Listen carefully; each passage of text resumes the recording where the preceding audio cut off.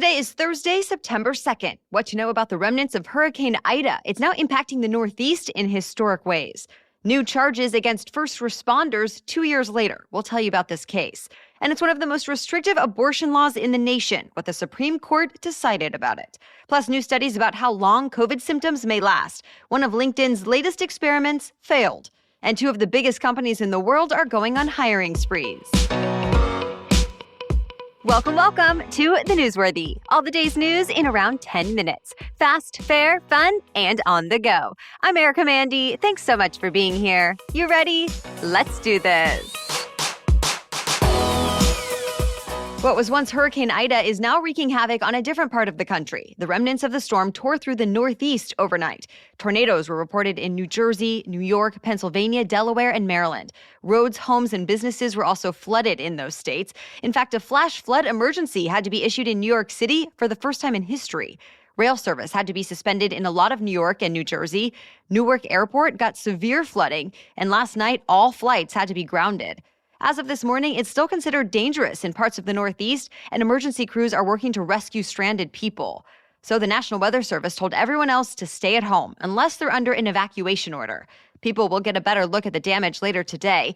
Officials say it could be catastrophic. Sadly, they're also expecting to find out that many people died. Several injuries have already been reported. The storm will move further into New England this morning, so stay tuned.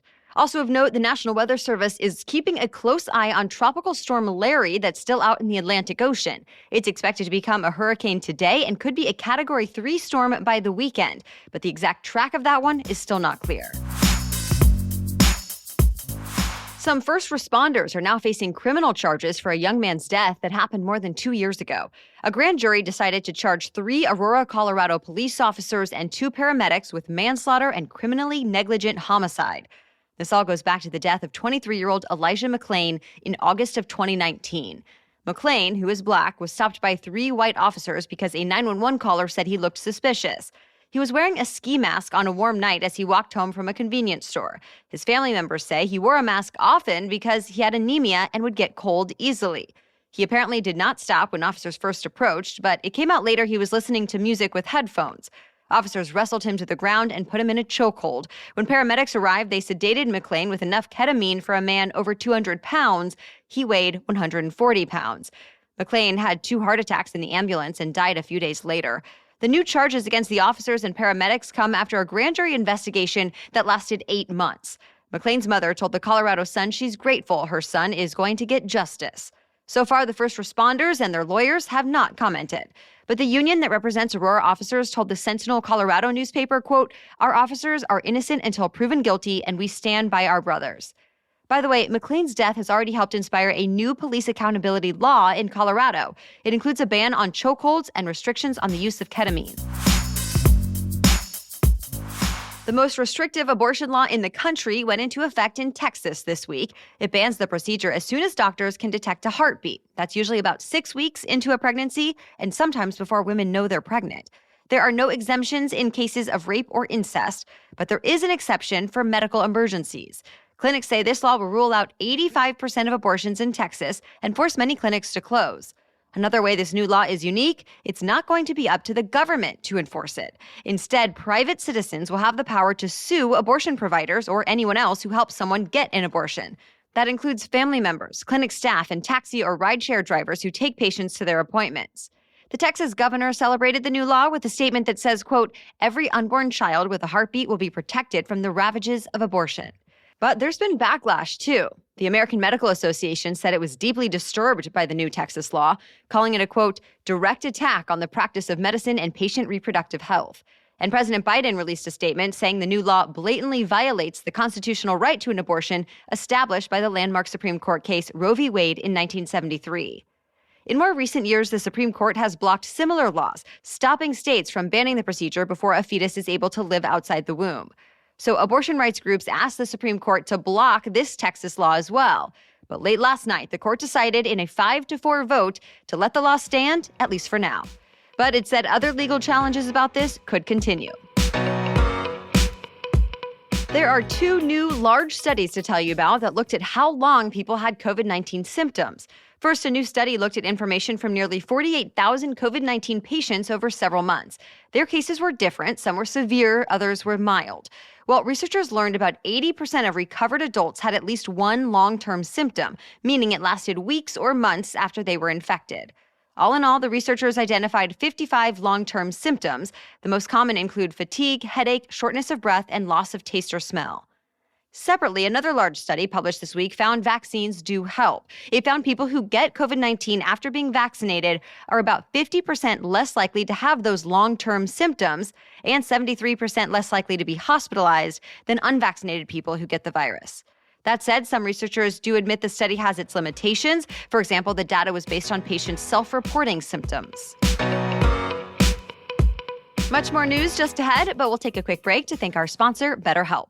I'm a first-time parent, and at times, it can be challenging. In fact, any big transition period in our lives can feel really stressful. But the reality is, we don't have to go through those more intense seasons of life alone.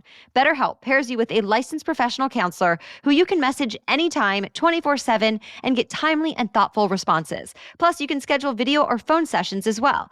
Yes, you can connect through text, phone, video, or all three, whatever helps you feel most supported. And of course, anything you share with your BetterHelp therapist is completely confidential. One BetterHelp user wrote that her therapist never made her feel judged and, quote, gave me perspective in an empathetic way that really helped me both process what I went through and gave me the validation I needed to move forward. So whatever your situation, I want you to start living a happier life today. And as a listener, you'll get 10% off your first month by visiting betterhelp.com/newsworthy. Join more than 1 million people who have taken charge of their mental health. Again, that's BetterHelp, H-E-L-P, betterhelp.com/newsworthy. The drug maker behind the highly addictive prescription painkiller Oxycontin is formally shutting down. We're talking about Purdue Pharma.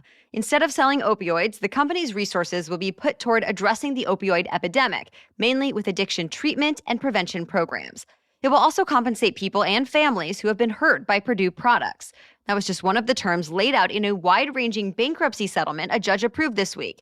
It also says the company's owners, the Sackler family, will have to pay $4.5 billion to settle thousands of opioid-related lawsuits. With that, though, the Sacklers will be immune from any more lawsuits about opioids, and they'll still be one of the richest families in the world. They're worth about $11 billion. A lot of states support this plan, saying it's the best way to help pay for a problem that's only gotten worse during the pandemic. But others, like Connecticut and Washington, plan to appeal, saying the settlement shields the Sacklers too much from liability. They say the Sacklers downplayed how addictive opioids are while they aggressively marketed those drugs. Purdue Pharma, as a company, has pleaded guilty twice for that. But the Sacklers have not been charged with crimes, at least not yet, and they say they did nothing illegal or unethical. To be continued. It seems the summer travel boom is over. The number of Americans flying this week fell to its lowest level since mid-May.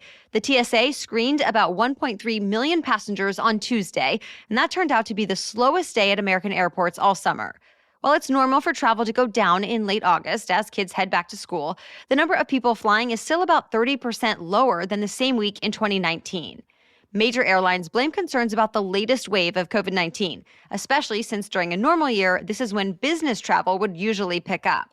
The slowdown could help customers get cheaper flights, though. The trade group Airlines for America says average ticket prices are about 29% lower than they were before the pandemic. And speaking of, be sure to tune in this weekend to our special edition Saturday episode. We're talking with Scott Keyes of Scott's Cheap Flights all about the airline industry and ways for travelers to save money and time. Hurricane Ida forced Bonnaroo organizers to cancel the annual music festival. It was supposed to kick off today in Manchester, Tennessee, but the staging areas are waterlogged and the campgrounds are flooded after the remnants of Ida dumped about 3 inches of rain in the area this week. Organizers say even though they were heartbroken about having to cancel, the amount of rain just made it impossible to put on the event safely. It's a big financial loss for the state. Bonnaroo was also canceled last year because of the pandemic, but Nashville Public Radio reports the 2019 event brought in $52 million. Organizers say music fans will get refunds for their tickets. Bonnaroo is supposed to be back in June of next year. LinkedIn's experiment with temporary videos is coming to an end. The social media platform is shutting down its Stories feature at the end of this month. Just like on Snapchat and Instagram, videos on LinkedIn Stories only last for 24 hours. But the company found most of its users prefer to make videos that can stay on their profiles more permanently. LinkedIn says it's getting to work on a different short-form video format now, though it's unclear how soon that'll be ready. Remember, Twitter also got rid of its version of stories called Fleets in early August. The two biggest retailers in the world are going on hiring sprees right now. First, Walmart plans to hire 20,000 permanent workers to support its online sales operations by the end of this year. The new jobs will be spread across more than 250 distribution and fulfillment centers. Walmart is holding hiring events at its warehouses starting next week. Amazon is also looking to hire tens of thousands of new people right now. The online retail giant says it's looking for about 40,000 new people for corporate and technology jobs here in the United States and another 15,000 internationally. Amazon's annual job fair is scheduled to start September 15th. That's it for the main news today, so now it's time for Thing to Know Thursday. And today we're talking about certain retirement funds running out. But first, a quick break to thank our sponsor, Noom. Looking to build healthier habits in your life? You can get compassionate accountability and the wisdom you need right at your fingertips with Noom. And you're getting expert help. Noom's program is based on research using a cognitive behavioral approach that helps you unlearn bad habits. In fact, Noom has now published more than 25 peer-reviewed scientific journal articles about the science that goes into their approach. Also, their team of behavioral health experts has PhDs and master's degrees in fields like psychology, integrative medicine, and neuroscience. All of that said, Noom works to keep it simple for you, to make it empowering and not stress-inducing. That's why you really only need a daily 10-minute check-in, and you know we love a 10-minute time frame here at The Newsworthy.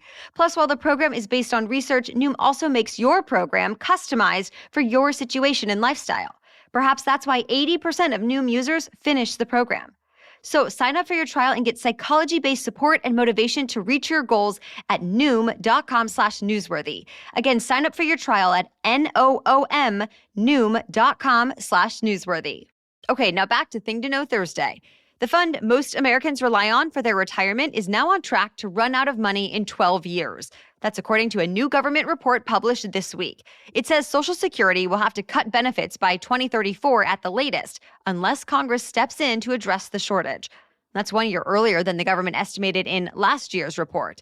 It's worse now, though, because so many people lost their jobs at the height of the pandemic, so they stopped paying into government programs with every paycheck. On top of that, Americans' life expectancy has been increasing for years, and birth rates have been going down. And this could impact a lot of Americans. At the end of last year, about 65 million people were receiving Social Security benefits. Lawmakers could address the shortage in a few different ways. They could increase payroll taxes, lower benefits, or do a combo of the two. But as of now, there's not a proposal up for debate. All right, thank you so much for listening and making the Newsworthy part of your daily routine. We'll be back with much more news to know tomorrow. Until then, have a great day.